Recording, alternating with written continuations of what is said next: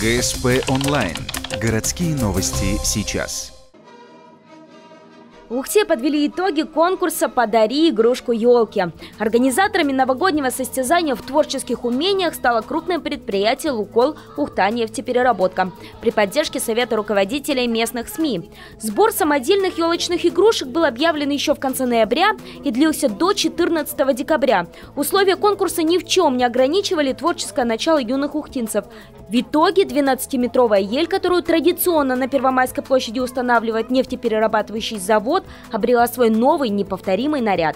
Как отмечают авторы новогоднего конкурса, идея родилась спонтанно. Руководство «Лукойл» Ухта-нефтепереработка просто захотело пробудить праздничное настроение у всех ухтинцев. Согласитесь, шарики из магазина красиво, но как же приятно любоваться на украшения, которые своими руками смастерили местные дети. Хотя предприятие сделало не только это для того, чтобы горожане почувствовали, время чудес наступает. Понятно, что вот, допустим, строительство данного городка, да, это тоже подарок достаточно большому количеству. Мы также, скажем так, участвуем в поздравлении новогодними подарками ребятишек из поселка Боровой, из поселка Сидью, которые оказались в непростых жизненных ситуациях. Но мы посчитали, что этого недостаточно и решили объявить данный конкурс.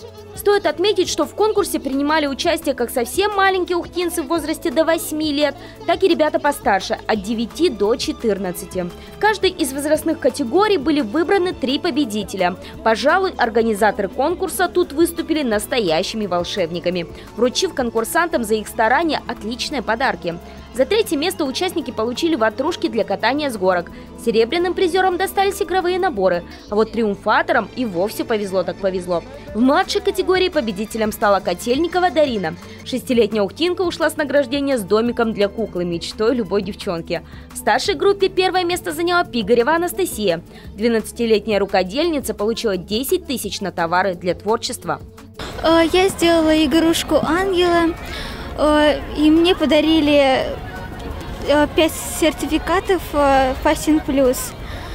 Хочу поблагодарить Лукойл, то, что подарила мне и другим детям замечательные подарки. Также организаторы вручили специальные призы еще 5 ребятам. Всего же в конкурсе приняли участие 435 детей. Они изготовили столько елочных украшений, что их хватило и еще на одну зеленую красавицу, которая стоит в фойе Дома молодежи.